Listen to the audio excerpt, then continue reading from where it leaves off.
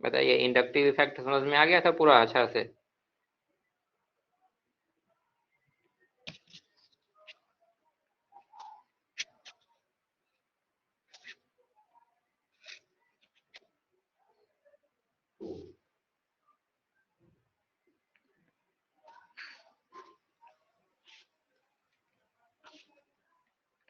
तो आज हम लोग रिजोनेंस पढ़ते हैं, है ना। दूसरा जो इफेक्ट है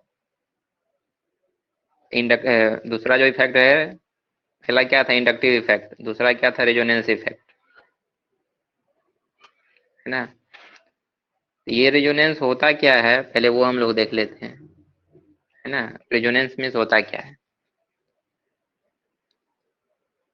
एग्जाम्पल में जैसे देखिए, बेंजीन का देखेंगे दो स्ट्रक्चर होता है ना। बेंजीन का दो स्ट्रक्चर होता है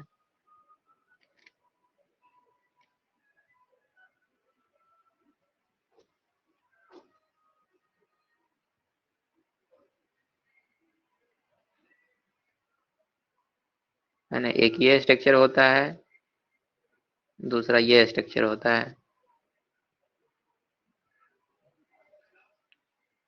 ना। एक ये और एक ये, दोनों में क्या कुछ डिफरेंस है बताइए? दोनों में कुछ डिफरेंस है?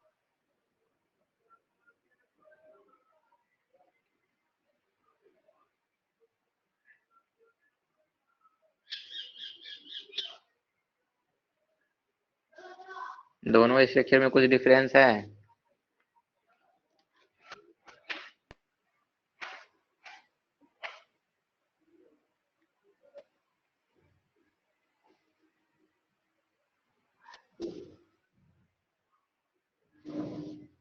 ना। बॉन्डिंग के प्लेस का बिल्कुल, है ना। तो इसमें हम लोग देख रहे हैं तो यहाँ पे ये बॉन्ड है, लेकिन इसमें देख रहे हैं तो इस साइड बॉन्ड है, ठीक है। अब हम लोग इसमें से कोई भी बना देते हैं, है ना। कोई भी बनाते हैं और वो हम लोग का क्या हो जाता है, बिल्कुल करेक्ट हो जाता है ना। दोनों में से कोई भी, दोनों में से कोई किसी में भी क्या है, कोई भी प्रॉब्लम नहीं है। लेकिन ये अकेला, है ना, और ये अकेला, तो दोनों अकेला अकेला क्या होता है कि एक जो भी एक बेंजीन होता है, ठीक है, इस बेंजीन का सारा प्रॉपर्टी एक्सप्लेन नहीं कर पाता है, ठीक है। ना ये वाला पूरा पूरा प्रॉपर्टी एक्सप्लेन कर पाता है, ना ये वाला स्ट्रक्चर, ठीक है। जब एक ही कंपाउंड का more than two structure possible हो, ठीक है, तो more than two structure possible हो, उस तरह के कंपाउंड में क्या करते हैं, इस दोनों कंपाउंड को क्या कर दीजिए, मिक्स कर दीजिए आपस में, है ना। आपस में क्या कर देते हैं, मिक्स कर देते हैं।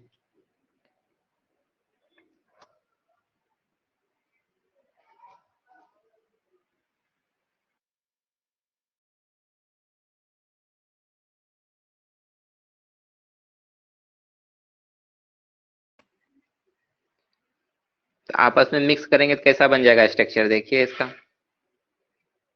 अगर सभी को मिक्स कर दिए, इस दोनों को,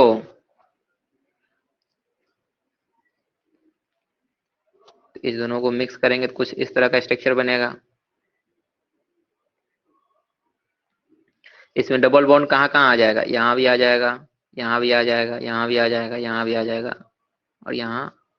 बताइए, अगर उस दोनों कंपाउंड को मिक्स करेंगे तो क्या ऐसा स्ट्रक्चर बनेगा क्या? डबल बॉन्ड जो है चारों साइड आ जाएगा,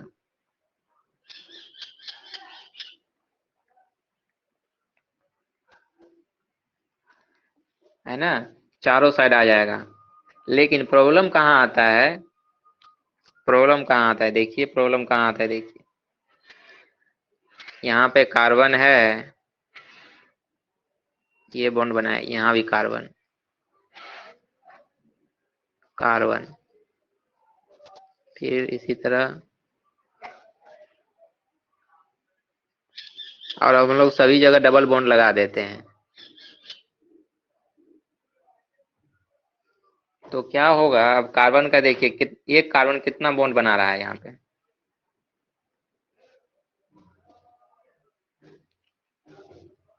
एक कार्बन कितना बॉन्ड बना रहा है,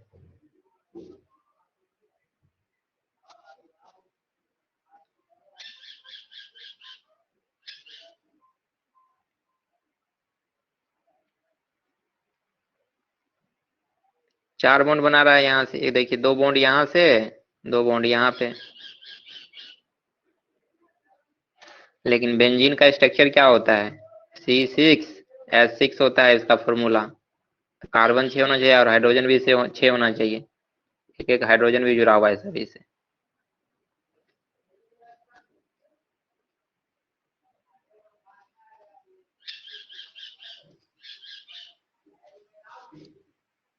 है ना, एक एक हाइड्रोजन सभी कार्बन से जुड़ा हुआ है।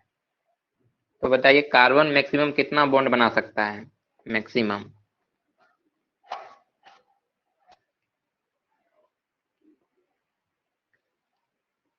कार्बन मैक्सिमम कितना बॉन्ड बना सकता है?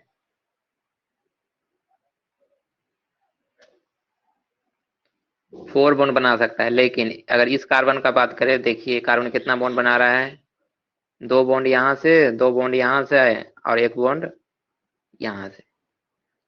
तो टोटल यहाँ पे एक कार्बन कितना बॉन्ड बना रहा है, 5 बॉन्ड बना रहा है यहाँ पे, जो कि पॉसिबल नहीं है ना। अगर यहाँ भी देखेंगे तो ये भी कार्बन 5 बॉन्ड बना रहा है, ये भी कार्बन 5 बॉन्ड। तो सभी कार्बन कितना बॉन्ड बना रहा है, 5 बॉन्ड बना रहा है। ठीक है, तो इसका मतलब क्या हो गया कि दोनों का आपस में मिक्स किए, मिक्स करने के बाद भी, है ना, मिक्स करने के बाद भी इस तरह का स्ट्रक्चर आया, जो कि स्टेबल नहीं है, बनेगा ही नहीं ये, है ना। स्टेबल है नहीं है, बनेगा ही नहीं ये। क्यों क्यों नहीं बनेगा? क्योंकि एक कार्बन 5 बॉन्ड नहीं बना सकता है, इसीलिए ये नहीं बनेगा, हाईली अनस्टेबल है ये। तो होता क्या है, होगा क्या, जब दोनों आपस में इंटरमिक्स होगा, तो मिक्स होने के बाद क्या होता है, मिक्स होने के बाद क्या होगा, पार्शियली डबल बॉन्ड जो है, पूरा का पूरा डबल बॉन्ड, है ना, सभी जगह नहीं आता है, पार्शियली डबल बॉन्ड सभी जगह आ जाता है। ठीक है, इस तरह से पार्शियली डबल बॉन्ड आ जाता है।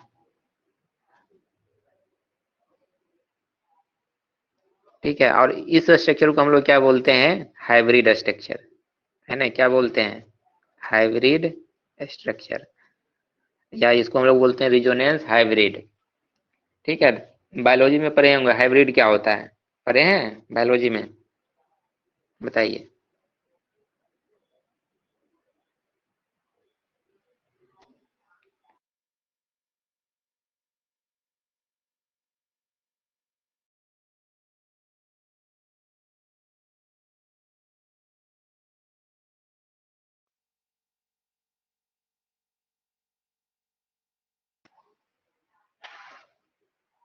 है ना, हाइब्रिड क्या होता है, जब हम लोग क्या करते हैं, कोई भी दो करेक्टर्स को क्या करते हैं, मिक्स कर देते हैं ना, दो करेक्टर्स को मिक्स करने के बाद एक नया करेक्टर्स जो आता है उसी को क्या बोलते हैं, हाइब्रिड बोलते हैं। तो यहाँ भी वही हो रहा था कि दो बेंजीन का रिंग था, अलग अलग उसमें बॉन्डिंग था, दोनों को मिक्स किए तो ये क्या मिल गया हम लोग को, एक नया बेंजीन मिल गया, उसको हम लोग क्या बोलते हैं, हाइब्रिड या रिजोनेंस हाइब्रिड ऑफ बेंजीन।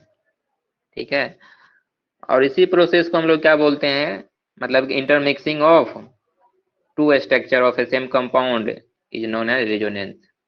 अगर एक ही कंपाउंड का दो या दो से ज्यादा स्ट्रक्चर पॉसिबल है, सभी को क्या कीजिए, आपस में इंटरमिक्स कर दीजिए। मिक्स करने के बाद जो हम लोग को कंपाउंड मिलेगा, उस कंपाउंड को बोलेंगे हाइब्रिड का स्ट्रक्चर या हाइब्रिड कंपाउंड, और उस प्रोसेस को बोलते हैं रेजोनेंस। ठीक है, रेजोनेंस बोलते हैं। अब क्वेश्चन आते हैं हम लोग ये करते क्यों हैं, क्या होगा हम लोग को ये रेजोनेंस करके, फायदा क्या होगा। ठीक है, फायदा ये हुआ कि जो स्ट्रक्चर, ठीक है, वो सभी प्रॉपर्टी जो ये स्ट्रक्चर एक्सप्लेन नहीं कर रहा था और ना ही ये स्ट्रक्चर एक्सप्लेन कर रहा था, वो सारा का सारा प्रॉपर्टी, ये रेजोनेंस हाइब्रिड वाला जो स्ट्रक्चर है, ये सारा का सारा प्रॉपर्टी एक्सप्लेन कर रहा था। ठीक है, इसीलिए हम लोग क्या करते हैं, रेजोनेंस करवा देते हैं। रेजोनेंस वाला क्या होता है, मोर स्टेबल भी होता है।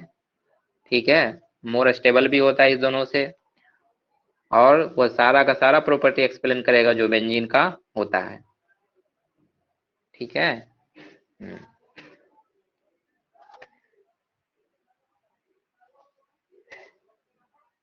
देखिए यहाँ पे वही लिखा हुआ है ना। when any one structure is not able to explain all the property of compound, then two or more such structure contribute to form a final structure। ठीक है, और उस फाइनल स्ट्रक्चर को हम लोग बोलते हैं क्या है, हाइब्रिड। ठीक है, हाइब्रिड स्ट्रक्चर बोलते हैं। और जो हम लोग क्या करते हैं, जो कंपाउंड को हम लोग क्या बोलेंगे, मिक्स करेंगे, इंटरमिक्सिंग करेंगे, उसको हम लोग बोलते हैं रेजोनेटिंग स्ट्रक्चर। ठीक है, क्या बोलते हैं, रेजोनेटिंग स्ट्रक्चर बोलते हैं। जैसे ये दोनों को मिक्स कर रहे थे, मिक्स करने के बाद हम लोग को ये मिल रहा था, तो ये दोनों हम लोग का क्या हो गया, रेजोनेटिंग स्ट्रक्चर, है ना। और ये क्या हो गया, हाइब्रिड स्ट्रक्चर। ठीक है, जिस कंपाउंड को आपस में इंटरमिक्स करने के बाद जो हाइब्रिड बनता है, वो सभी कंपाउंड को क्या बोलेंगे हम लोग, रेजोनेटिंग स्ट्रक्चर। और ये पूरा फेनोमेना को क्या बोलते हैं हम लोग, है ना, इस पूरे फेनोमेना को क्या बोलते हैं, रेजोनेंस बोलते हैं। ठीक है, रेजोनेंस में होता क्या है, इंडक्टिव इफेक्ट याद है, क्योंकि इंडक्टिव इफेक्ट क्या होता था बताइए, परमानेंट इफेक्ट या टेम्पोररी इफेक्ट,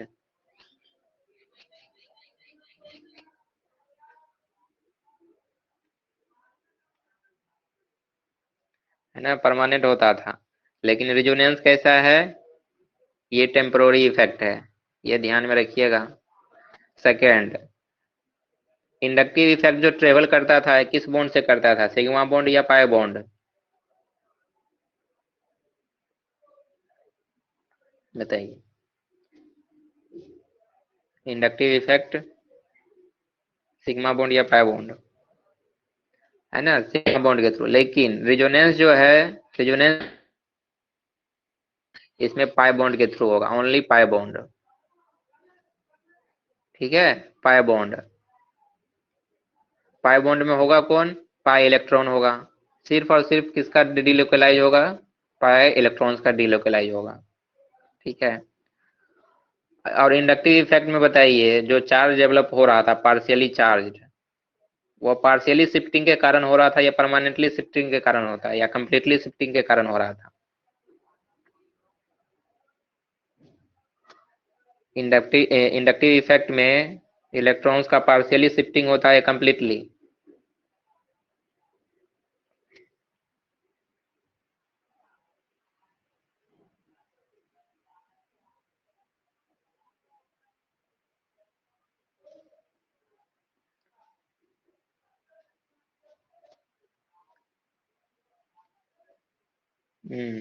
पार्शियली होता था। और इसमें क्या होगा, कंप्लीटली शिफ्टिंग होगा, तभी जाके क्या होगा, एक पे प्लस चार्ज आएगा, दूसरा पे माइनस चार्ज आ जाएगा। ठीक है, यही जो डिफरेंस है इंडक्टिव इफेक्ट और रिजोनेंस में। तो रिजोनेंस में किसका डीलोकलाइजेशन होता है, पाई इलेक्ट्रॉन्स का। ठीक है, पाई इलेक्ट्रॉन्स का डीलोकलाइज होता है, मतलब पाई बॉन्ड के थ्रू ये ट्रेवल करेगा। ठीक है, पाई बॉन्ड के थ्रू। डीलोकलाइज मतलब क्या होता है कि अपने पोजीशन से क्या हो जाएगा, रिमूव हो जाएगा।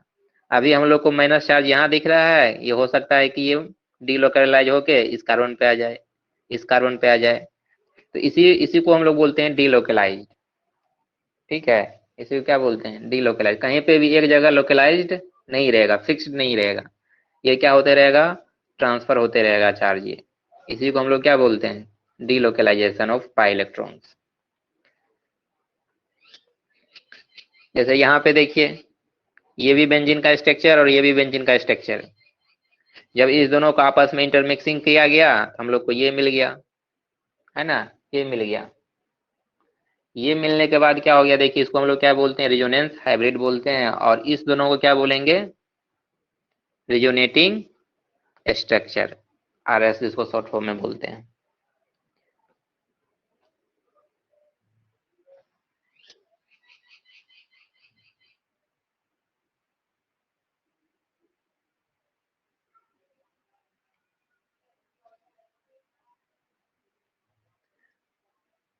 तो अब बताइए, ये जो बेंजीन था, यहाँ पे डबल बॉन्ड, यहाँ पे डबल बॉन्ड और यहाँ पे डबल बॉन्ड, तो ये हम लोग का क्या है, ये सिंगल बॉन्ड है ना, यहाँ पे डबल बॉन्ड है, ये सिंगल, ये डबल, ये सिंगल और ये डबल। यहाँ पे देखिए सिंगल बॉन्ड का लेंथ कितना होता है 1.54 एंगस्ट्रम, डबल बॉन्ड का लेंथ कितना होता है 1.34 एंगस्ट्रम, ट्रिपल बॉन्ड का लेंथ कितना होता है 1.20 एंगस्ट्रम। इसका मतलब क्या होगा कि सबसे जो लॉन्गेस्ट बॉन्ड होगा वो कौन सा होता है, सिंगल बॉन्ड होता है। ठीक है, सिंगल बॉन्ड सबसे लॉन्गेस्ट होगा, उससे छोटा कौन होगा डबल बॉन्ड, और उससे भी छोटा ट्रिपल बॉन्ड। ठीक है, तो बेंजीन में क्या होता है सिंगल बॉन्ड भी होता है और डबल बॉन्ड भी होता है, लेकिन जब इसका बेंजीन का देखिएगा साइड का जो लेंथ है, सभी लेंथ जो है इक्वल डिस्टेंस है ना, सभी सभी साइड का लेंथ क्या है इक्वल है। तो ऐसा क्यों हो रहा है, क्यों बनाते हैं हम लोग ऐसा, इसके अकॉर्डिंग क्या होना चाहिए यहाँ पे, अगर ये डबल बॉन्ड है तो यहाँ पे इसका लेंथ छोटा होना चाहिए, ये सिंगल बॉन्ड है तो इसका लेंथ ग्रेटर होना चाहिए, है या नहीं बताइए। क्योंकि यहाँ पे तो हम लोग देख रहे हैं सभी बॉन्ड का लेंथ अलग अलग होता है। ये इसलिए नहीं होता है क्योंकि रिजोनेंस हाइब्रिड में क्या होता है, जब हम लोग रिजोनेंस हाइब्रिड बनाते हैं तो partial partial double bond characters है ना, पार्शियल डबल बॉन्ड करेक्टर्स क्या होता है हर जगह आ जाता है। ठीक है, यहाँ भी आ जाएगा, यहाँ भी आ जाएगा, इसीलिए सभी लेंथ क्या हो जाता है, सभी साइड का लेंथ इक्वल हो जाता है बेंजीन में।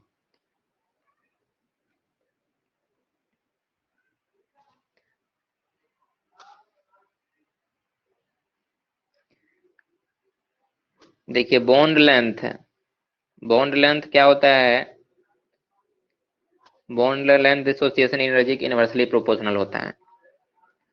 बॉन्ड डिसोसिएशन एनर्जी कहने का मतलब क्या, जैसे ये कार्बन है और ये कार्बन है, इसको हम लोग क्या करना है, इस बॉन्ड को ब्रेक करना है, तो जितना एनर्जी लगेगा, ठीक है, जितना एनर्जी लगेगा इस बॉन्ड को ब्रेक करने में, उतना ही एनर्जी को हम लोग क्या बोलते हैं, बॉन्ड डिसोसिएशन एनर्जी।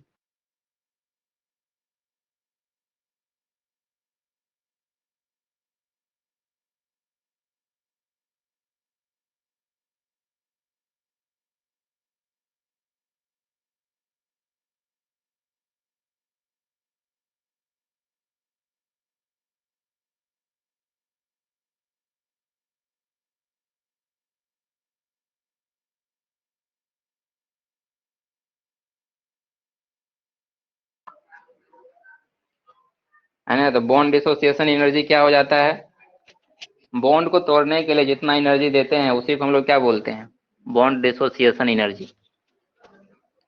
ठीक है, जो बॉन्ड क्या होगा जितना लॉन्ग होगा, ठीक है, जो बॉन्ड जितना लॉन्ग होगा उसमें उतना कम एनर्जी होता है। ठीक है, जैसे देखिए यहाँ पे अगर बॉन्ड लेंथ को क्या करते हैं इंक्रीज करते हैं तो बॉन्ड एनर्जी क्या हो जाएगा डिक्रीज हो जाता है, ये ध्यान रखिएगा। तो बताइए सबसे ज्यादा एनर्जी, ठीक है, सबसे ज्यादा एनर्जी कौन से बॉन्ड में हो जाएगा, single bond double bond triple bond, तीनों में से किसमें सबसे ज्यादा एनर्जी होगा।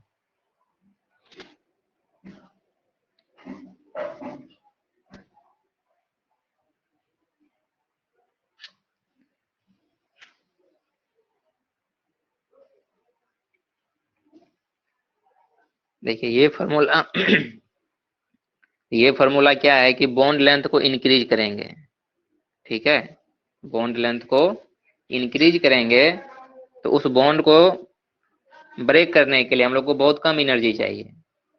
ठीक है, इसका मतलब सबसे लॉन्गेस्ट बॉन्ड लेंथ कौन होता है, सिंगल बॉन्ड का लेंथ क्या होता है लॉन्ग होता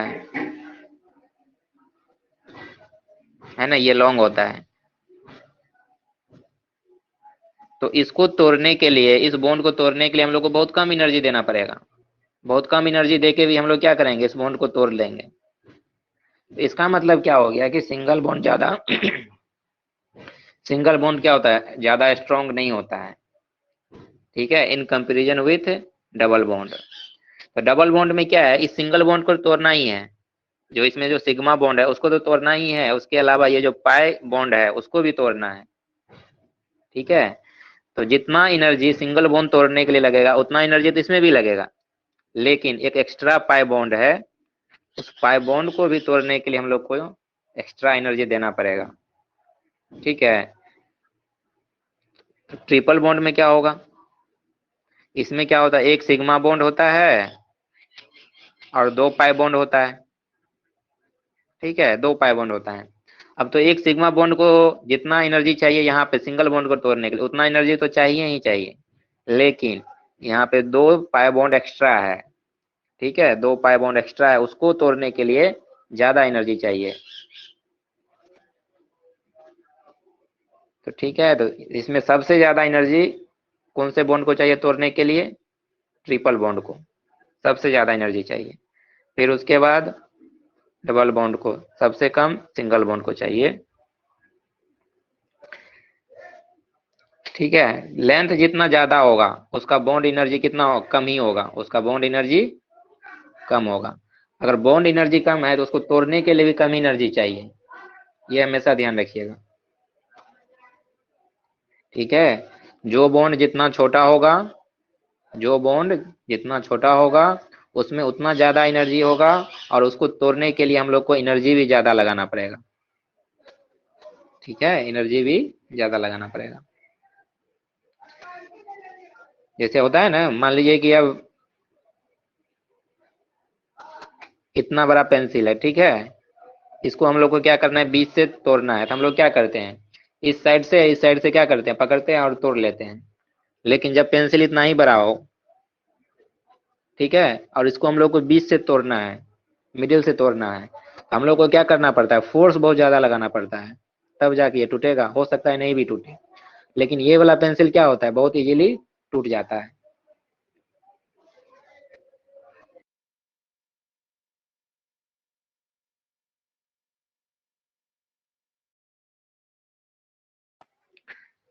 तो बताइए, है ना, जो क्या होगा, लॉन्ग चीज होगा, है ना, जो भी सब्सटेंस लॉन्ग होगा उसको हम लोग इजीली तोड़ सकते हैं बहुत कम फोर्स लगा के। लेकिन जो शॉर्ट रहेगा उसको तोड़ने के लिए हम लोग को बहुत ज्यादा फोर्स लगाना पड़ेगा।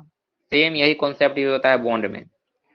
जो बॉन्ड जितना ज्यादा लॉन्ग, उस बॉन्ड को तोड़ने के लिए उतना कम एनर्जी चाहिए। जो बॉन्ड जितना छोटा होगा उस बॉन्ड को तोड़ने के लिए ज्यादा एनर्जी चाहिए। है ना, तो बताइए, बॉन्ड लेंथ सबसे ज्यादा किसका हो गया, सिंगल बॉन्ड का, फिर डबल बॉन्ड, फिर ट्रिपल बॉन्ड। अगर हम लोग यही एनर्जी का कॉन्सेप्ट यूज करें तो सबसे ज्यादा एनर्जी किसका हो जाएगा, ट्रिपल बॉन्ड का। है ना, उसके बाद डबल बॉन्ड, उसके बाद सिंगल बॉन्ड का हो जाएगा। क्या बताइए, ये समझ में आ गया, ये कॉन्सेप्ट बहुत हर जगह यूज होने वाला है आगे कहीं ना कहीं।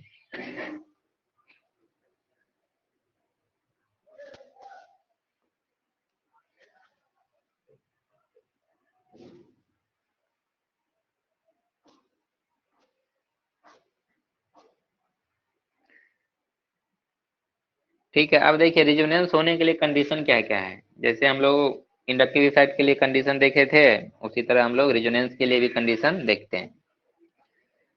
तो रिजोनेंस में सबसे पहले फर्स्ट कंडीशन है कि वो क्या होना चाहिए, कंजुगेशन में होना चाहिए।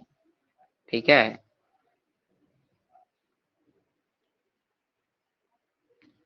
कंजुगेशन में होना चाहिए। तो हम लोग का जो भी मॉलिक्यूल्स है वो कंजुगेशन में होना चाहिए। यहाँ पे सिस्टम मतलब क्या लिखा हुआ है, जो मॉलिक्यूल्स है, जैसे ये मॉलिक्यूल्स है, ठीक है, यहाँ पे प्लस चार्ज है और यहाँ पे माइनस चार्ज है।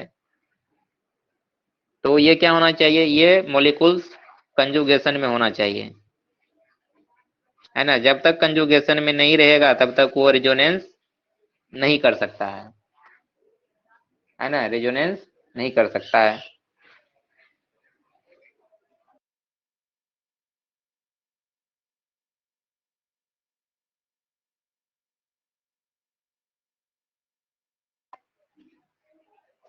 है ना, सबसे फर्स्ट कंडीशन क्या है कि सिस्टम क्या होना चाहिए, कंजुगेशन में होना चाहिए। हम लोग देखेंगे कंजुगेशन होता क्या है।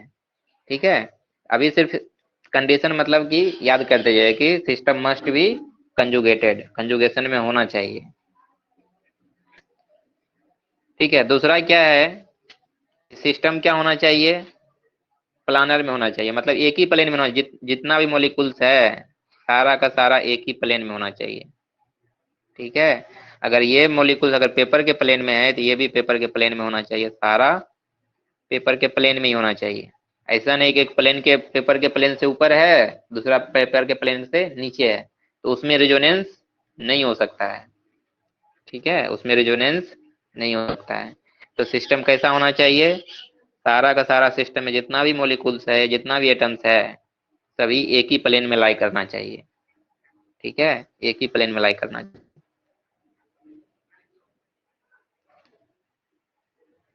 और इसके बाद थर्ड कंडीशन क्या है, जो रिजोनेटिंग स्ट्रक्चर हम लोग को जिसको मिक्स करेंगे, ठीक है, जिसको मिक्स करने के लिए जा रहे हैं, उसका स्ट्रक्चर क्या होना चाहिए, प्रॉपर लेविस स्ट्रक्चर होना चाहिए।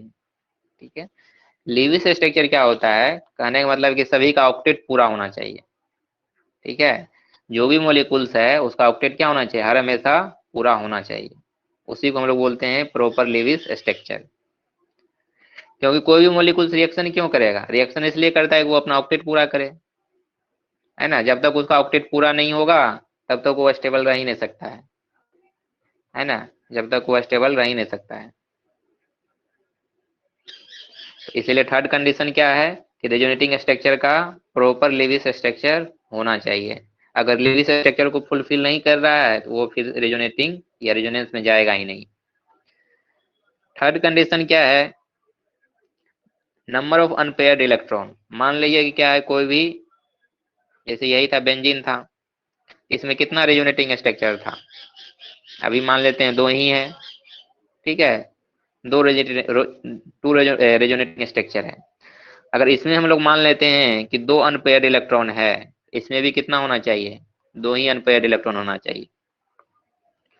मतलब जितना भी, मान लीजिए कि कोई भी कंपाउंड में किसी भी रेजोनेटिंग स्ट्रक्चर में अगर नंबर ऑफ अनपेयर्ड इलेक्ट्रॉन दो है, उसका जितना भी रेजोनेटिंग स्ट्रक्चर पॉसिबल होगा, सभी में अनपेयर्ड इलेक्ट्रॉन कितना होना चाहिए, दो ही होना चाहिए। ठीक है, number of unpaired electrons same होना चाहिए सभी रेजोनेटिंग स्ट्रक्चर्स में। ये कंडीशन है फोर्थ नंबर।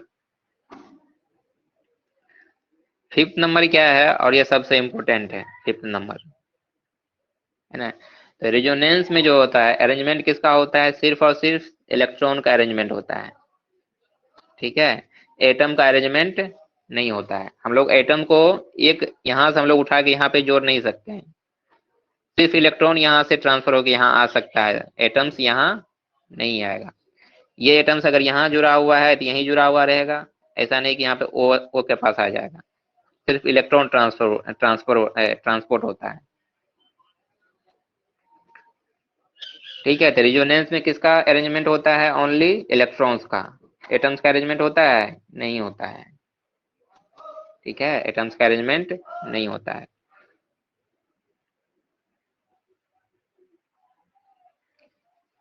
जैसे यहाँ पे देखिए रूल नंबर 5 का क्या किया गया है, एग्जाम्पल दिया गया है। ये कंपाउंड है, ठीक है, ये कंपाउंड है, और ये इसमें देखिए, है ना, इसको देखिए, दोनों में क्या लग रहा है, दोनों में कंपेयर करते हैं तो क्या पता चलता है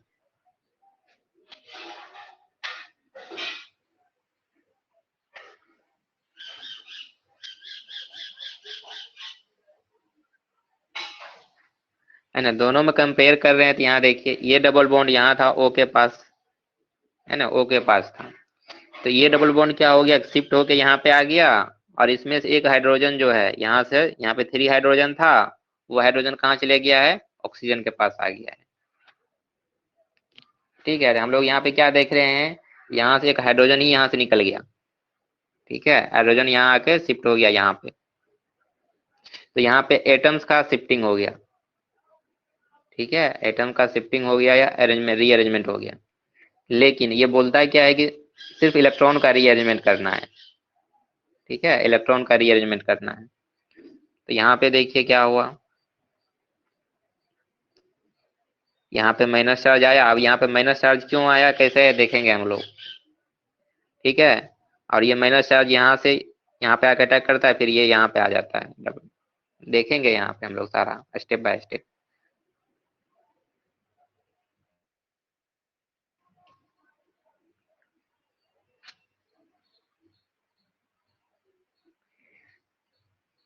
ठीक है, उसके बाद देखिए रेजोनेंस में सिर्फ और सिर्फ कौन इलेक्ट्रॉन्स पार्टिसिपेट करेगा बताइए। ये बहुत इंपॉर्टेंट है और ये हमेशा याद रखना है। तो रेजोनेंस में only pi electrons,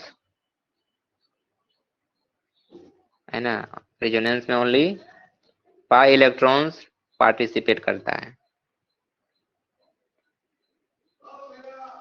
pi electrons participate करेगा।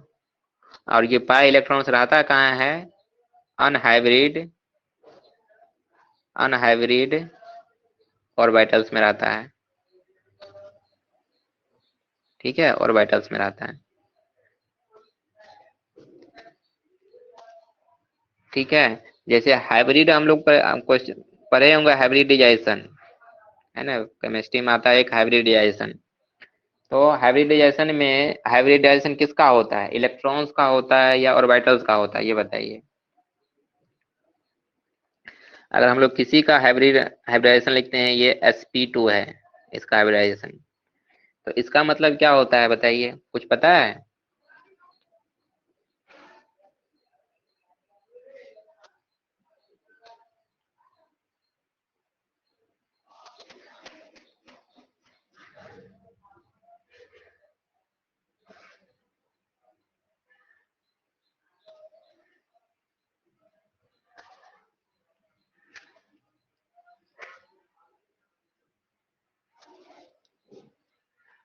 ठीक है, तो हाइब्रिडाइजेशन में ओनली ऑर्बिटल जाता है। ठीक है, ऑर्बिटल जाता है। तो जैसे पढ़े होंगे SPDF, ये सभी क्या है, SPDF क्या है पता है?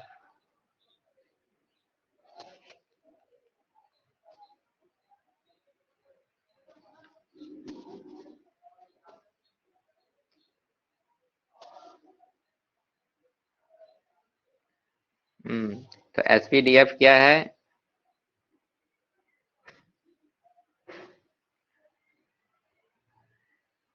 वैलेंस सेल नहीं है, ये क्या है, सब सेल है ना। SPDF क्या है, सब सेल है ये।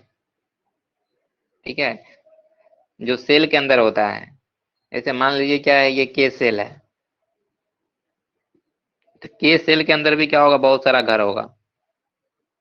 ठीक है, और इसी घर में क्या होगा, एक होगा S, दूसरा होगा P, तीसरा होगा D, और भी हो सकता है, चौथा होगा F। तो सेल के अंदर जो प्रेजेंट होता है उसको हम लोग बोलते हैं सब सेल, और सेल के अंदर कौन प्रेजेंट होता है, SPDF। ठीक है, सेल के अंदर जो सेल प्रेजेंट रहेगा उसको क्या बोलेंगे, सब सेल, और उसको बोलते हैं SPDF।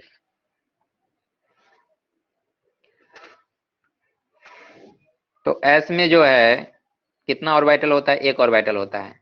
S सब सेल में एक ऑर्बिटल्स होता है, और एक ऑर्बिटल से मैक्सिमम 2 इलेक्ट्रॉन रह सकता है।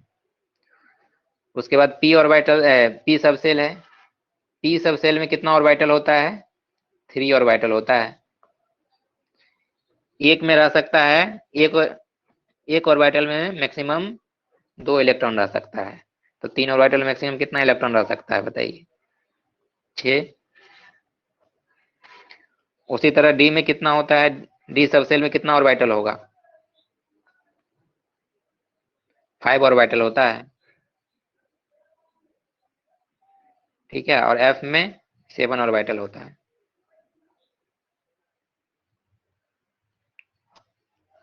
ठीक है, ये सभी ऑर्बिटल्स होता है।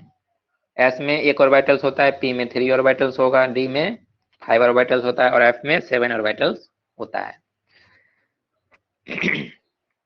अगर किसी का मान लीजिए sp2 हाइब्रिडाइजेशन है, ठीक है, sp2 लिखा हुआ होता है, इसका मतलब क्या होता है, s का बताइए, s कितना है, s का नंबर कितना है, एक ही है। तो s में देखिए, s में कितना ऑर्बिटल्स होता है, एक ऑर्बिटल्स। तो sp2 में क्या होगा, एक ऑर्बिटल्स s, s वाला ये सब सेल का रहेगा, और p वाला का कितना रहेगा, यहाँ पे लिखा हुआ है sp2, 2 ऑर्बिटल्स रहेगा p वाला सब सेल का। और ये दोनों मिलके क्या करेगा, मिक्स हो जाएगा, ये तीनों मिलके क्या हो जाएगा, मिक्स हो जाएगा। ठीक है, मिक्स होने के बाद एक नया ऑर्बिटल्स बनता है, और इस सभी ऑर्बिटल्स का क्या होगा, एनर्जी सेम होता है। ठीक है, एनर्जी सेम होता है, और इसी को बोलते हैं हम लोग हाइब्रिड ऑर्बिटल्स।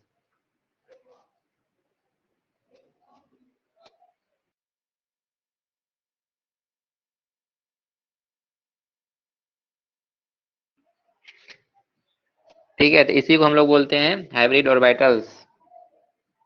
जितना जितना नंबर ऑफ सेल, जितना नंबर ऑफ ऑर्बिटल्स क्या होता है, मिक्स होके एक बन जाता है, एनर्जी लेवल सेम हो जाता है, उसी को हम लोग बोलते हैं हाइब्रिडाइजेशन। इसी में मान लीजिए कि sp3 हाइब्रिडाइजेशन लिखा हुआ है, तो बताइए इसमें s का ऑर्बिटल कितना आ जाएगा, एक। p वाला कितना ऑर्बिटल्स जाएगा, तीनों का तीनों चला जाएगा, तीनों मिक्स होके क्या बन जाएगा, है ना, चार ऑर्बिटल, तीन p वाला और एक s वाला, तीनों मिलके क्या हो जाएगा, चार ऑर्बिटल्स बन जाएगा। ठीक है, और चारों का एनर्जी क्या होगा, चारों का एनर्जी सेम हो जाएगा। ठीक है, इसी को हम लोग बोलते हैं हाइब्रिडाइजेशन। जो इलेक्ट्रॉन्स क्या हो गया, हाइब्रिड हाइब्रिड ऑर्बिटल्स में प्रेजेंट नहीं होता है, जैसे मान लीजिए sp2 वाला था, ठीक है, इसमें जो इलेक्ट्रॉन प्रेजेंट रहेगा उसको हम लोग बोलते हैं हाइब्रिड इलेक्ट्रॉन्स।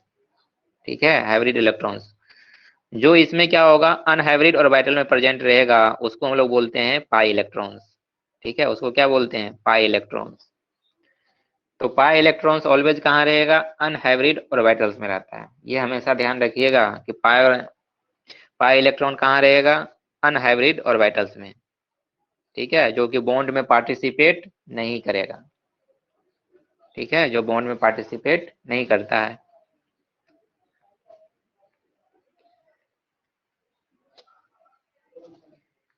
ठीक है, अब हम लोग को समझना है कि कंजुगेशन क्या होता है। अभी हम लोग जो पढ़े हैं कि रेजोनेंस तभी हो सकता है जब क्या होगा, वो मॉलिक्यूल्स या वो स्ट्रक्चर कंजुगेशन में होगा। तो कंजुगेशन में होने के लिए देखिए कंडीशन है, एक मॉलिक्यूल्स है ए, ठीक है, एक है ए, दूसरा मॉलिक्यूल्स है बी। ठीक है, ए के पास क्या है, ए के पास क्या है, डबल बॉन्ड है और ट्रिपल बॉन्ड है। जो बी मॉलिक्यूल्स है इसके पास क्या क्या हो सकता है, पॉसिबिलिटी क्या क्या है, देखिए इसमें भी डबल बॉन्ड हो सकता है, ट्रिपल बॉन्ड हो सकता है, या उस कार्बन के पास हो सकता है कि प्लस चार्ज हो, माइनस चार्ज हो, या लॉन पेयर हो, या फ्री रेडिकल हो। ठीक है, एक तरफ क्या होगा, इस दोनों में से कोई होगा, और एक तरफ क्या होगा, ये सभी कितना है, 6 है, 6 में से भी कोई होगा, और दोनों के बीच में क्या होना चाहिए, एक बॉन्ड का गैप होना चाहिए।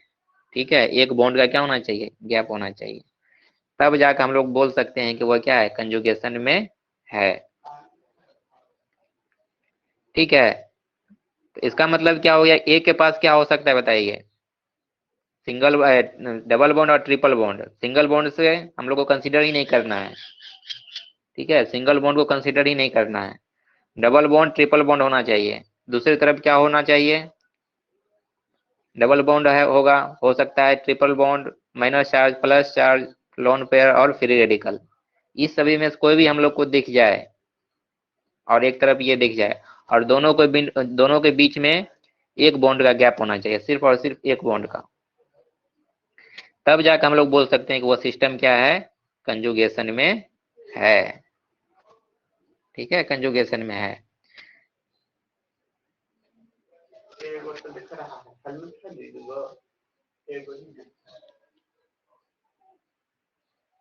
ठीक है, जैसे यहाँ पे एग्जांपल देखिए, यहाँ पे क्या लिखा हुआ है, A and B must be separated by one one bond gap. ये ए हो गया और ये बी हो गया, दोनों के बीच में एक बॉन्ड का गैप होना चाहिए। ठीक है, एक बॉन्ड का गैप होना चाहिए।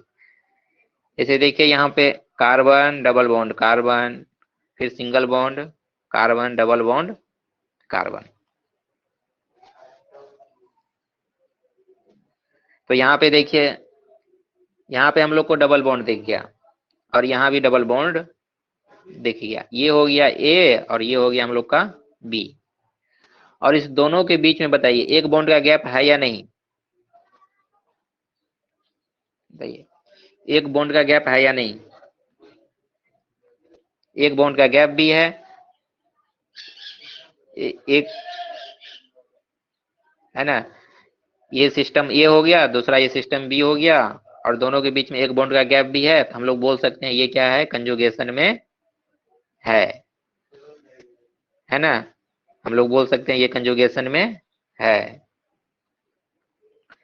तो कंजुगेशन को चेक करने के लिए ये कंडीशन होना चाहिए। दूसरा देखिए, और भी हम लोग एग्जाम्पल देख लेते हैं। Carbon double bond carbon, carbon double bond oxygen, और इस पे H है।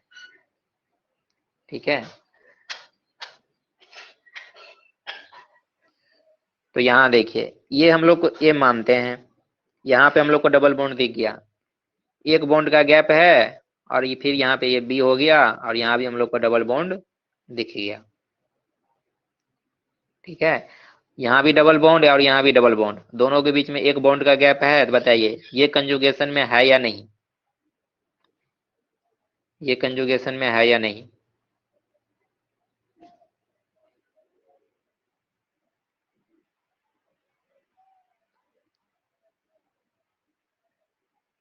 बताइए, है ना, कंजुगेशन में है, क्योंकि कंडीशन ही है। एक तरफ क्या हो सकता है कि डबल बॉन्ड ट्रिपल बॉन्ड, दूसरी तरफ ये 6 में से कोई भी हो सकता है, और दोनों के बीच में एक बॉन्ड का गैप रहेगा, तो वो कंजुगेशन में कहलाएगा। मेनली हम लोग को कंजुगेशन पहचानना है। Carbon double bond carbon, single bond,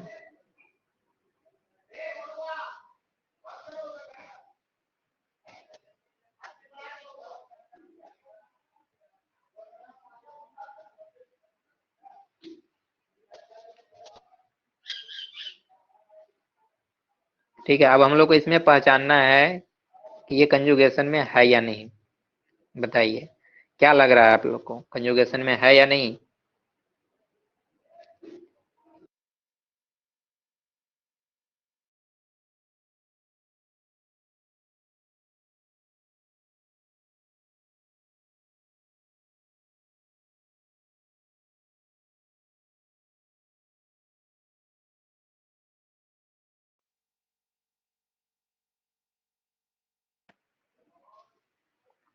है ना, ये कंजुगेशन में नहीं है, क्योंकि ये ए है और ये क्या है, बी है।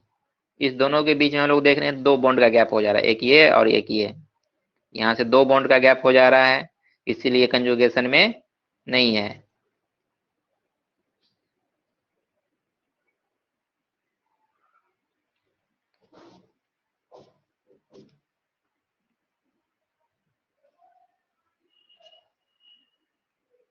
अब देखिए और example, carbon double bond carbon, यहाँ पे NH2। ठीक है, ये है। अगर नाइट्रोजन है, बताइए नाइट्रोजन, नाइट्रोजन के वैलेंस शेल में कितना इलेक्ट्रॉन होता है? वैलेंस शेल में कितना इलेक्ट्रॉन होता है नाइट्रोजन के?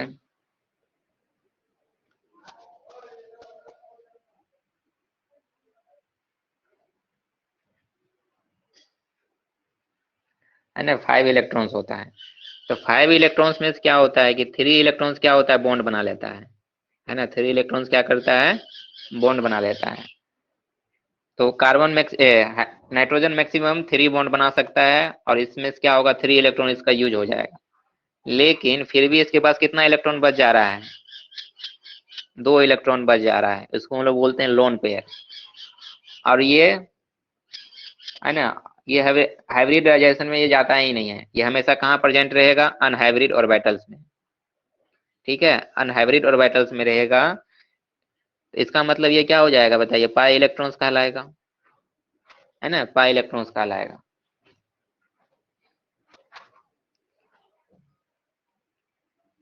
मतलब जो इलेक्ट्रॉन्स बॉन्ड नहीं बना रहा है उसको छोड़ के बाकी जो भी इलेक्ट्रॉन्स है वो सारा क्या हो जाएगा, पाई इलेक्ट्रॉन्स हो जाएगा।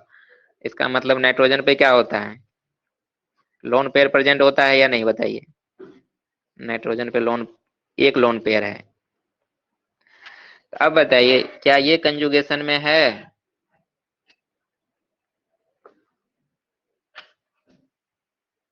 बताइए, कंजुगेशन में है ये? नहीं है, है। यहाँ पे देखिए, ये ए हो गया, ये हम लोग का हो गया बी, है ना, बी। ए में हम लोग क्या देखे थे, या तो डबल बॉन्ड होना चाहिए या तो ट्रिपल बॉन्ड होना चाहिए। बी में क्या देखे थे, डबल बॉन्ड भी हो सकता है, ट्रिपल बॉन्ड भी हो सकता है, plus charge, minus charge, lone pair, है ना, या फ्री रेडिकल। इस 6 में से कोई भी हो सकता है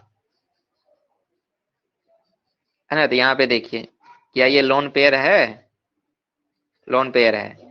ये हो गया ए और ये हो गया बी, और इस दोनों के बीच में 1 बॉन्ड का गैप भी है। तो ये क्या हो जाएगा, कंजुगेशन में है तो इसमें रेजोनेंस होगा, है ना। तो रेजोनेंस करवाने से पहले हम लोग कंजुगेशन देख लेते हैं कि है या नहीं। Carbon, double bond carbon, single bond carbon, single bond carbon, NH2। ठीक है, आपको मॉलिक्यूल्स में यहाँ पे ये लोन पेयर नहीं दिखाएगा, ठीक है, लेकिन हमको खुद से समझना पड़ेगा आपको कि लोन पेयर है किसमें और किसमें नहीं है, क्योंकि मॉलिक्यूल्स में वो दिया हुआ नहीं रहेगा कि इसमें लोन पेयर है। ठीक है। अब बताइए, क्या ये जो मॉलिक्यूल्स है कंजुगेशन में है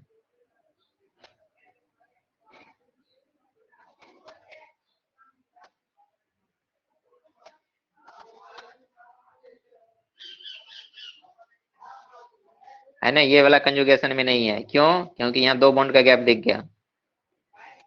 ठीक है, ये ए था और ये बी था और दोनों के बीच में 2 बॉन्ड का गैप दिख गया, तो कंजुगेशन में नहीं है।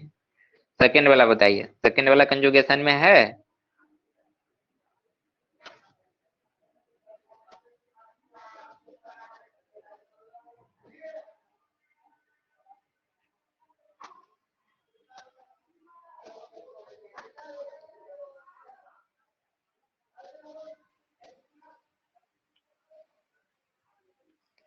ये कंजुगेशन में है सेकंड वाला,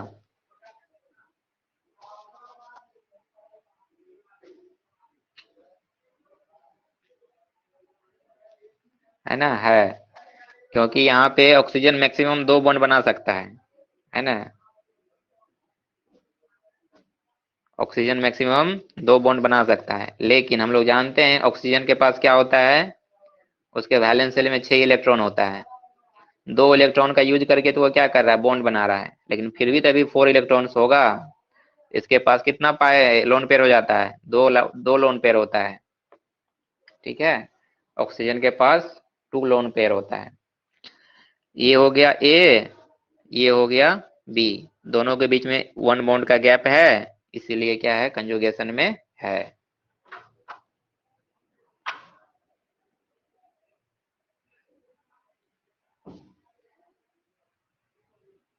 ये बताइए कंजुगेशन में है या नहीं।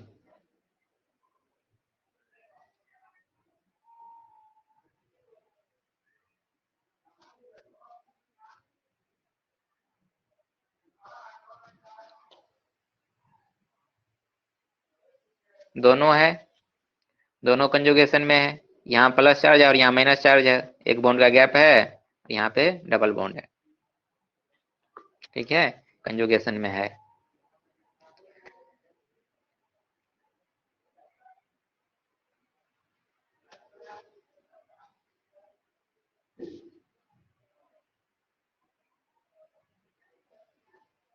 ये बताइए, ये कंजुगेशन में है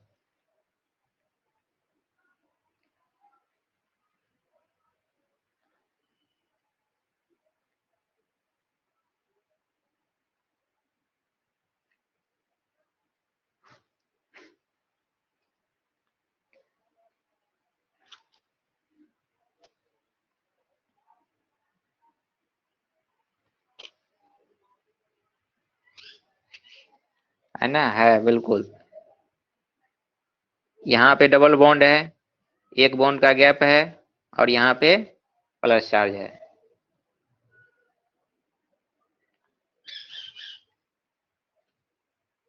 ना।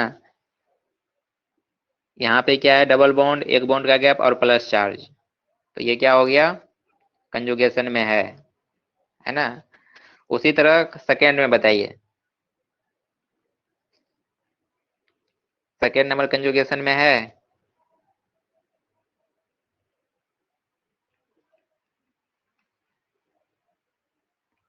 सेकेंड नंबर भी कंजुगेशन में है ना। यहाँ कार्बन है तो ये हो गया ए, ये हो गया बी, और दोनों के बीच में 1 बॉन्ड गैप है तो कंजुगेशन में है ना। अब तो बहुत इजीली पता चल जाएगा, बताइए पता चलेगा कि नहीं पता चलेगा।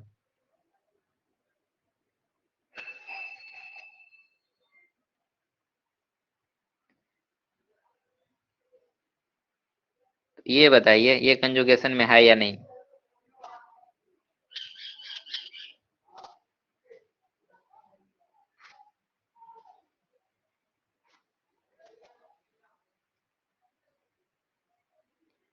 है ना, ये कंजुगेशन में नहीं है।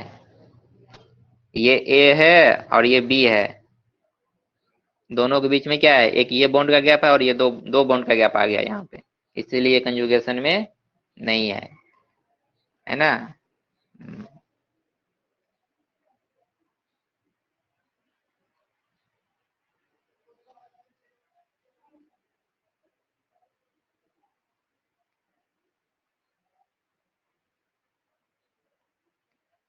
कार्बन कार्बन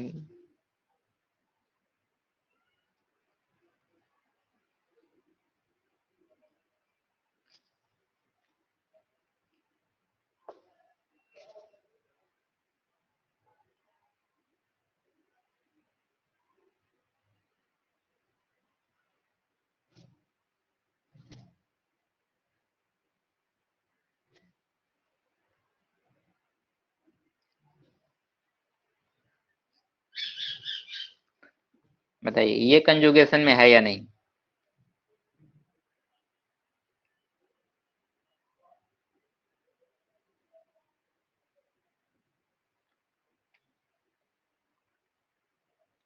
है ना, ये कंजुगेशन में है बिल्कुल।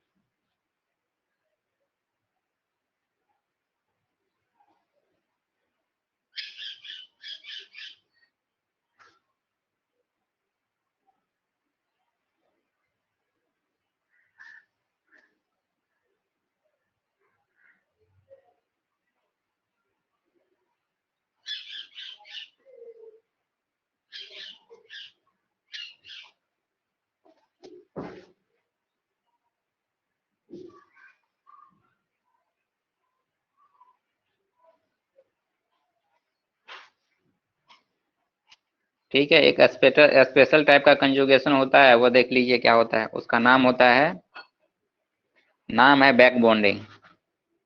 ठीक है, नाम क्या है, बैक बॉन्डिंग। नाम सुने हैं बैक बॉन्डिंग रेजोनेंस।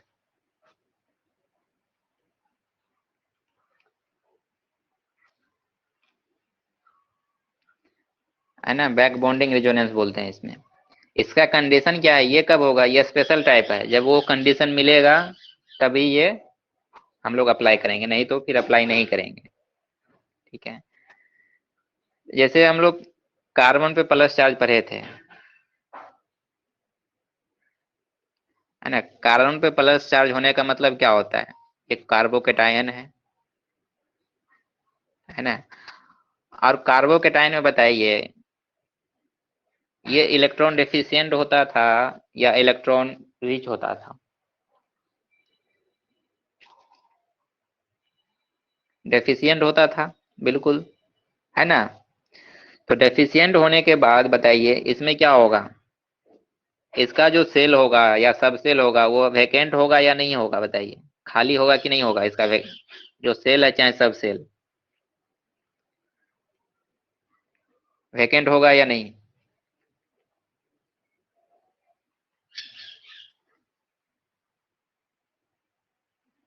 है ना, वैकेंट होगा बिल्कुल। इसीलिए क्या हम लोग को यहाँ पे कंडीशन है कि एक ऐसा एटम्स होना चाहिए। ठीक है, एक ऐसा एटम्स होना चाहिए जिसका क्या हो, घर खाली हो। ठीक है, जिसका घर खाली हो। एक दूसरा एटम्स होना चाहिए जिसके पास क्या हो, इलेक्ट्रॉन्स ज्यादा हो। ठीक है, जिसके पास क्या हो, इलेक्ट्रॉन्स ज्यादा हो। ठीक है, तो वो क्या करेगा, जिसके पास इलेक्ट्रॉन्स ज्यादा है वो क्या करेगा, जिसका घर खाली है उधर क्या करेगा, इलेक्ट्रॉन अपना शिफ्ट कर देता है। ठीक है, इलेक्ट्रॉन अपना क्या करता है, शिफ्ट कर देता है। और इसी प्रोसेस को हम लोग बोलते हैं बैक बॉन्डिंग।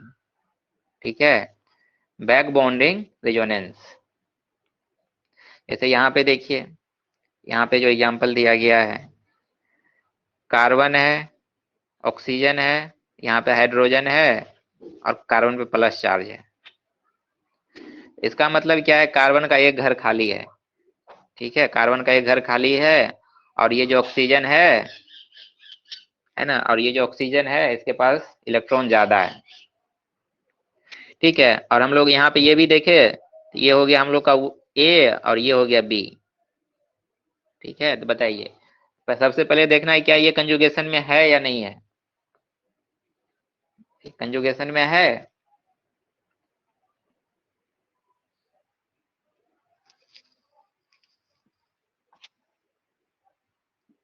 बताइए।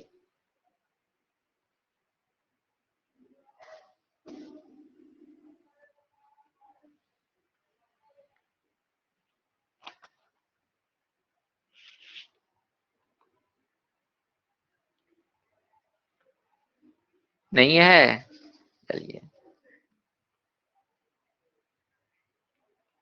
फिर से बताते हैं, देखिए ए के लिए क्या कंडीशन था, डबल बॉन्ड ट्रिपल बॉन्ड। ठीक है, बी के लिए क्या कंडीशन था, double bond triple bond, plus charge, minus charge, free lone pair, free radical. ठीक है, फ्री रेडिकल। अब कंडीशन क्या हो सकता है ए के लिए, बताइए, फिर से नया कंडीशन आएगा, ए के लिए क्या हो सकता है, इस सभी में से भी कुछ भी हो सकता है। ठीक है, ये जो बी वाला है इसमें से भी कुछ भी हो सकता है। यहाँ पे प्लस चार्ज भी हो सकता है, माइनस चार्ज भी हो सकता है ना, फिर लोन पेयर भी हो सकता है, फ्री रेडिकल भी हो सकता है। बी में क्या कंडीशन हो जाएगा फिर से,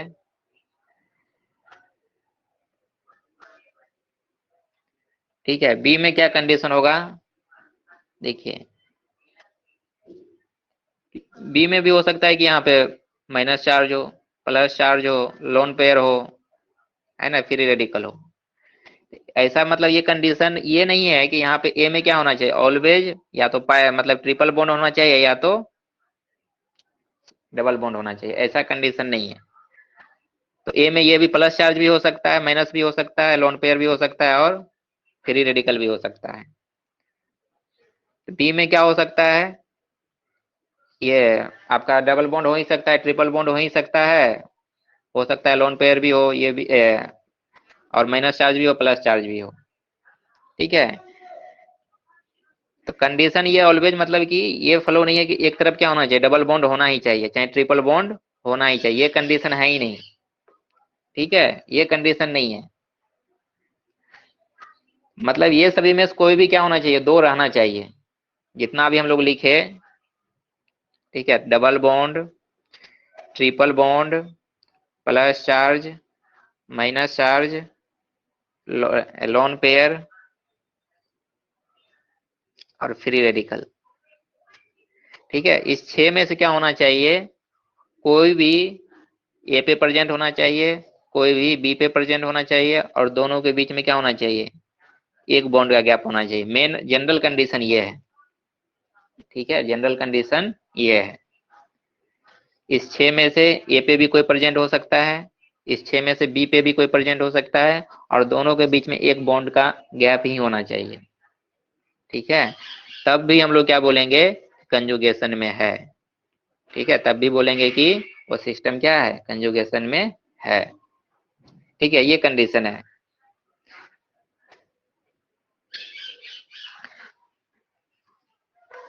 तो उसी कंडीशन को क्या कीजिए, यहाँ पे यूज कीजिए। देखिए, कार्बन है, ऑक्सीजन है, यहाँ पे हाइड्रोजन है, इस कार्बन पे प्लस चार्ज है, और इस ऑक्सीजन पे लोन पेयर है। तो बताइए क्या ये अब कंजुगेशन में लग रहा है क्या? उस समय तो नहीं लग रहा था, अब लग रहा है क्या कंजुगेशन? हाँ, तो ये कंजुगेशन में है ना। और कंजुगेशन में भी है, और हम लोग को ये भी पता चल रहा है कि कार्बन पे क्या है, प्लस चार्ज। तो इसमें क्या होगा, वेकेंट और वाइटल होगा। ठीक है, वेकेंट और वाइटल है। और इससे क्या जुड़ा हुआ है, ऑक्सीजन जुड़ा हुआ है जिसके पास इलेक्ट्रॉन ज्यादा है। ये अपना इलेक्ट्रॉन क्या करता है, इसके वेकेंट ऑर्बिटल में देना शुरू कर देता है। ठीक है, वेकेंट ऑर्बिटल में देना शुरू कर देता है। तो इसको हम लोग बोलते हैं बैक बॉन्डिंग रेजोनेंस। अगर इस तरह का होता है तो इसको हम लोग बोलते हैं बैक बॉन्डिंग रेजोनेंस। ठीक है, तो बैक बॉन्डिंग रेजोनेंस के लिए कंडीशन है कि एक के तरफ क्या होना चाहिए, वैकेंट ऑर्बिटल होना ही चाहिए, दूसरे के पास इलेक्ट्रॉन ज्यादा होना ही चाहिए। तब जाके क्या होगा, जिसके पास ज्यादा इलेक्ट्रॉन है वो अपने बगल वाला वैकेंट ऑर्बिटल में इलेक्ट्रॉन देना शुरू कर देगा। उसी को हम लोग बोलते हैं बैक बॉन्डिंग रेजोनेंस। और ये सिंपल रेजोनेंस से बहुत ज्यादा स्टेबल होता है ये बैक बॉन्डिंग रेजोनेंस।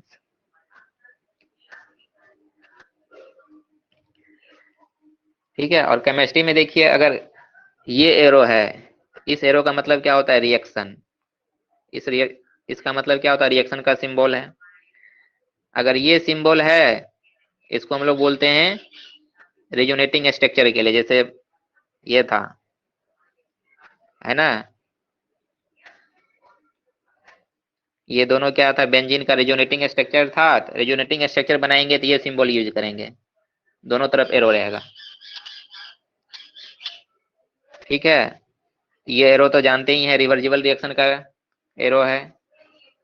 और ये करली एरो, इसको बोलते हैं करली एरो। तो करली एरो किसको किसको शो करेगा, जब इलेक्ट्रॉन मूव करेगा। ठीक है, मूवमेंट ऑफ इलेक्ट्रॉन को शो करेगा।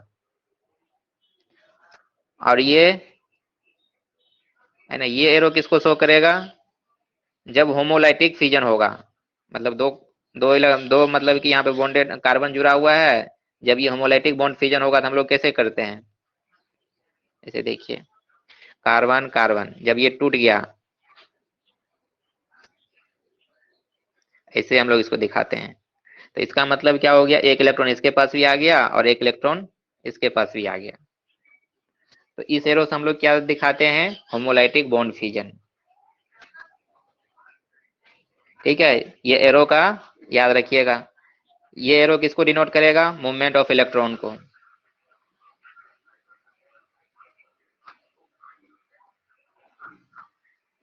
ये याद रखिएगा मेन, है ना, flow of electron, flow of electron.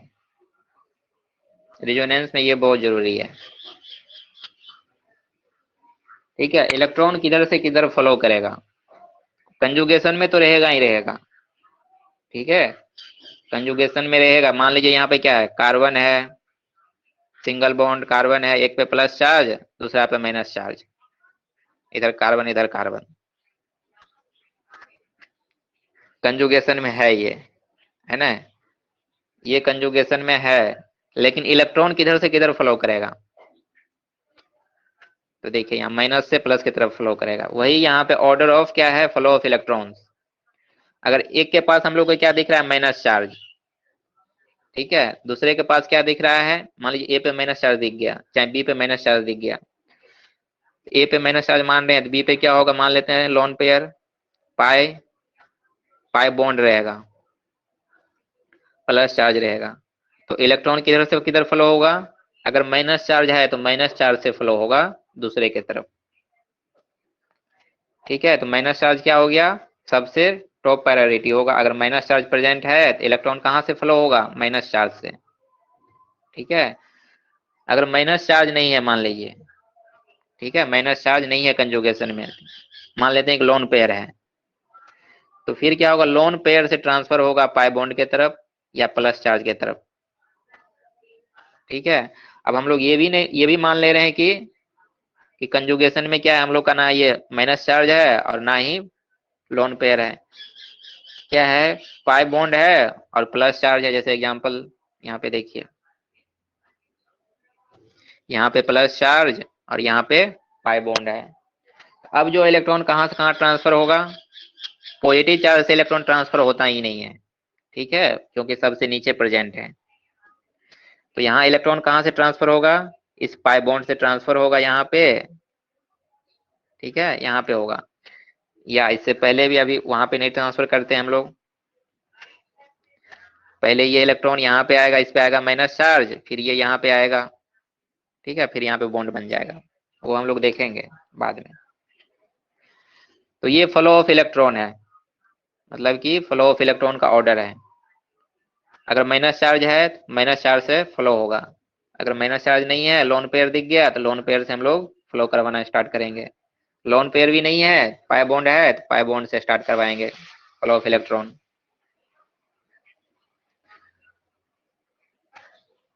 तो ये ऑर्डर हमें याद कर लीजिएगा अच्छा से, ठीक है, कंजुगेशन में दिखेगा भी। तो ये अगर ऑर्डर याद नहीं रहेगा तो फिर क्या होगा, हम लोग गलती करके हम लोग क्या करेंगे, रेजोनेंस करवा लेंगे। इसे देखिए यहाँ पे क्वेश्चन है, क्वेश्चन यहाँ पे ये है, यहाँ NH2 है और यहाँ पे हम लोग जानते हैं N के पास लोन पेयर होता है। तो अब बताइए इसमें जो इलेक्ट्रॉन है किधर से किधर ट्रांसफर होगा, यहाँ पे लोन पेयर दिख गया, नहीं यहाँ पे लोन पेयर दिख गया, यहाँ पे पाई बॉन्ड है। सबसे पहले चेक करना है कि कंजुगेशन में है या नहीं, कंजुगेशन में है,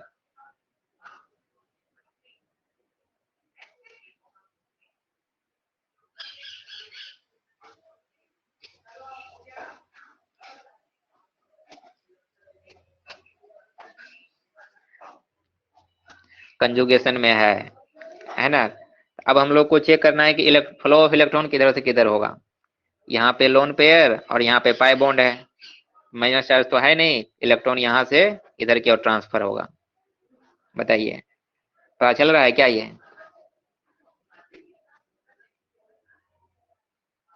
हाँ, from lone pair to pi bond की तरफ ट्रांसफर होगा।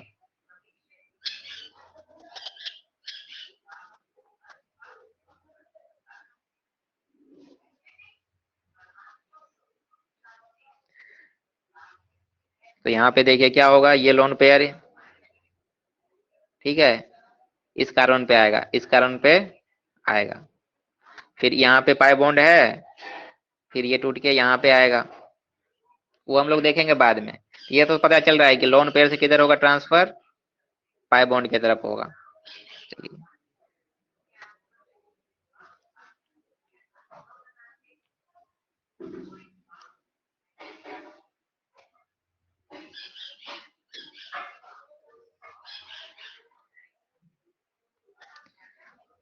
ये कार्बन, ये F, ये F और ये F, और यहाँ पे है प्लस चार्ज।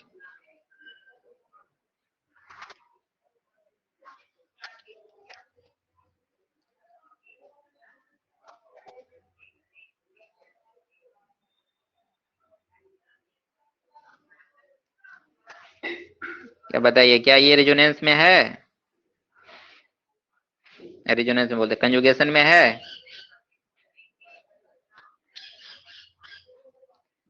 ये सब लोन पेयर है ये सभी।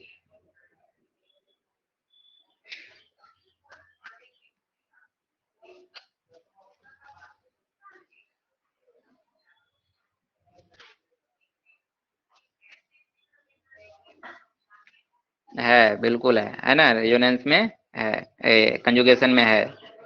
इलेक्ट्रॉन किधर से किधर ट्रांसफर होगा, lone pair to positive charge, है ना, इलेक्ट्रॉन किधर से किधर ट्रांसफर होगा, lone pair to positive charge.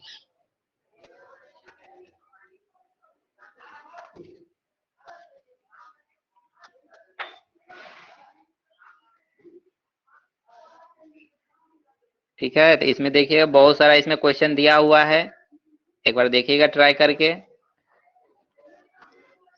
ठीक है, कल हम लोग पढ़ेंगे मेसोमेरिक इफेक्ट, जैसे हम लोग इंडक्टिव इफेक्ट पढ़े थे ना, इंडक्टिव इफेक्ट कितना टाइप का होता था, प्लस आई और माइनस आई, उसी तरह रेजोनेंस भी टू टाइप का हो जाता है, दो टाइप का इफेक्ट लगाता है, प्लस आर और माइनस आर इफेक्ट। ठीक है, तो हम लोग कल पढ़ लेंगे ये, उसके बाद देखेंगे कौन कौन सा ग्रुप है जो प्लस आर इफेक्ट लगाएगा और कौन कौन सा ग्रुप जो है माइनस आर इफेक्ट लगाएगा। ठीक है, देन उसके बाद हम लोग इस पे क्या करेंगे, बहुत सारा क्वेश्चन है, फिर हम लोग क्वेश्चन करेंगे। ठीक है, एक बार इसको रिवाइज कर लीजिएगा अच्छा से, क्योंकि रेजोनेंस जो है पूरे ऑर्गेनिक केमिस्ट्री में बहुत जरूरी है। ठीक है, ऑर्गेनिक केमिस्ट्री विदाउट रेजोनेंस का नहीं चल रहा है, इसीलिए इसको रेजोनेंस को अच्छा से पढ़ लीजिएगा एक बार। ठीक है, यहाँ तक रिवाइज कर लीजिएगा, जो एक बार क्वेश्चन बना के देखिएगा रेजोनेंस का बन रहा है कि नहीं। ये ठीक है, तब लीव करते हैं।